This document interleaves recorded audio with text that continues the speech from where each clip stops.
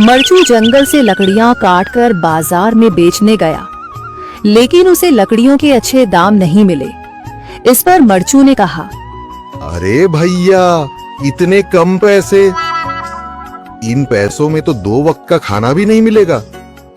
आप मुझे बहुत ही कम पैसे देते हैं। मैं इतनी मेहनत से लकड़ियां काट कर आता हूँ, लेकिन उनके पैसे मुझे बहुत कम मिलते हैं।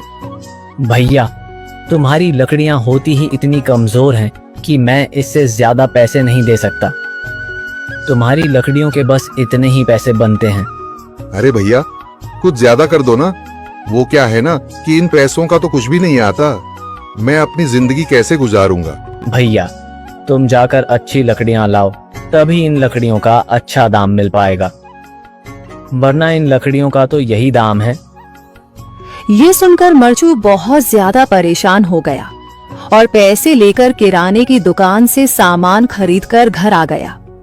घर पहुंचते ही मरचू की पत्नी सीता ने कहा, अरे जी, सामान ले आए आप? हाँ जी, सामान ले आया हूँ। सीता के चेहरे पर खुशी छा जाती है, लेकिन जब उसने सामान देखा, जी, इसमें तो बहुत थोड़ा सामान है। हाँ सीता, मुझे पता है कि यह सामान बहुत थोड़ा है, लेकिन मैं क्या करूं? मेरे पास जितने पैसे थे, मैं उतने का ही सामान लेकर आ गया हूँ। इस तरह हमारा गुजारा कैसे हो पाएगा जी? आपको तो पता ही है कि हम कितनी मुश्किलों से गुजारा करते हैं। हाँ हाँ, मुझे पता है, लेकिन मैं कर भी क्या सकता हूँ? मेरे पास इतने पैसे ही नहीं कि हम एक अच्छी जिंदगी गुजार सकें। इतनी मेहनत कर रहा हूँ, लेकिन फिर भी मेहनत का फल नहीं मिल रहा। इतनी मेहनत से अच्छी लकड़ी काट कर आता हूँ, लेकिन मुनासिब दाम नहीं मिलता। मैं तो बहुत परेशान हूँ। क्या करूँ? कहाँ जाऊँ? अरे जी, आप परेशान न हो, आप कोई और काम देख लें। मैंने कई बार काम तलाशने की कोशिश की, पर किसी ने भी मुझे काम नहीं दिया। ये सुनकर सीता भी काफी ज्यादा परेशान हो गई। मरचू से सीता की परेशानी नहीं देखी गई। उसने अपनी पत्नी सीता से कहा, मैं फिर से जंगल की ओर जा रहा हूँ। अरे जी, अभी मत जाइए ना, वैसे भी शाम हो रही है। आप कल चले जाइएगा, अभी मत जाइए। ठीक है, अगर तुम रोक रही हो तो मैं नहीं जाता। मैं कल चला जाऊंगा। इसके बाद मरचू गांव में घूमने के लिए चला गया। तभी उसे एक आदमी मिला और उसने कहा, कहाँ जा रहे हो भैया? और सुनाओ, क्या हाल चाल है? जिंदगी कैसे गुजर रही है?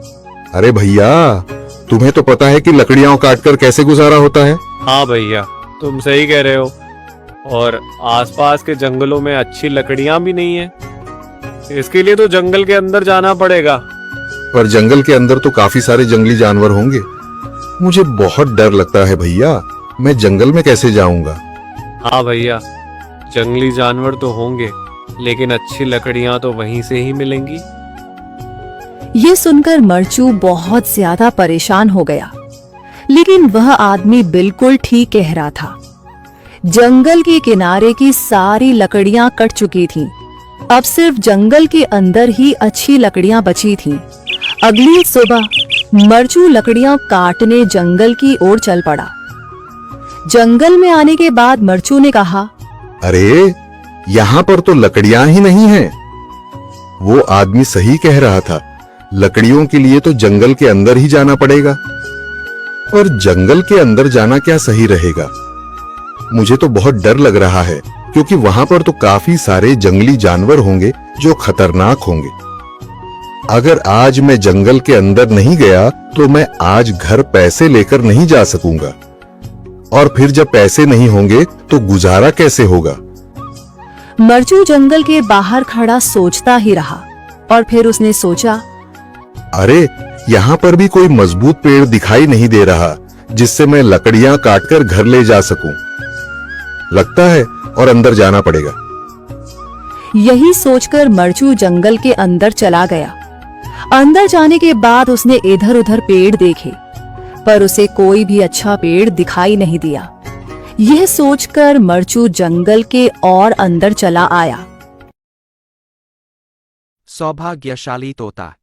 बहुत समय पहले की बात है एक छोटे से गांव के पास एक सुंदर जंगल था। उस जंगल में तरह तरह के पक्षी और जानवर रहते थे। उन्हीं पक्षियों में एक अनोखा तोता भी रहता था, जिसका नाम चिरकू था।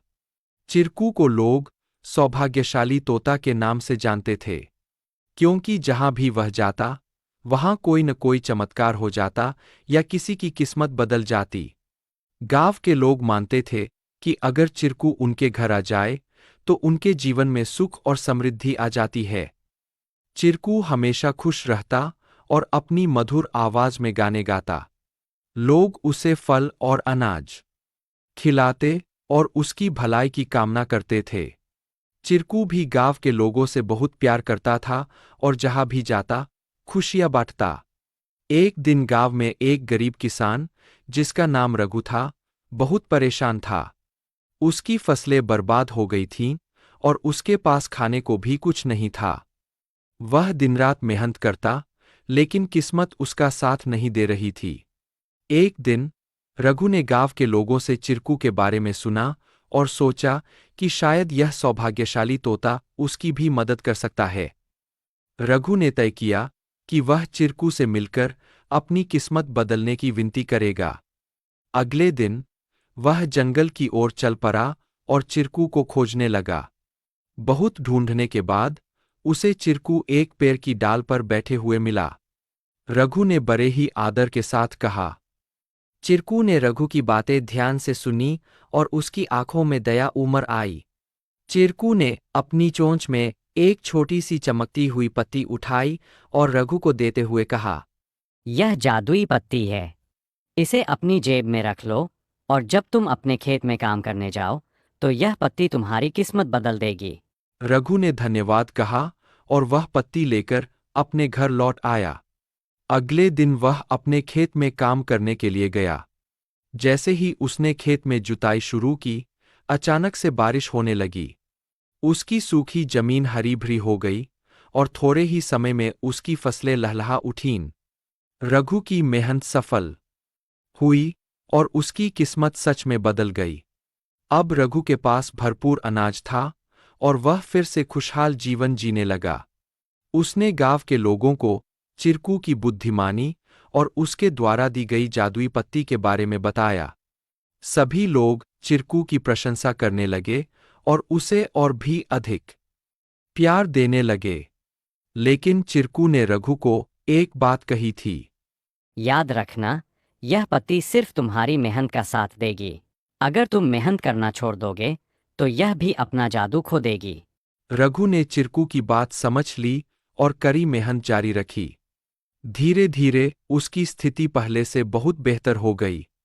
वह गांव के सबसे सफल किसानों में से एक बन गया, लेकिन उसने कभी यह नहीं भूला कि उसकी सफलता में चिरकू और उसकी मेहनत का कितना बड़ा हाथ था। कहानी से सीख। इस कहानी से हमें यह सीख मिलती है कि किस्मत भी उन्हीं का साथ देती है जो खुद मेहनत करते हैं। सौभाग्य और अवसर तभी काम आते हैं जब हम अपने प्रयासों से उन्हें सही दिशा देते हैं। Please like, share and subscribe our channel to learn more.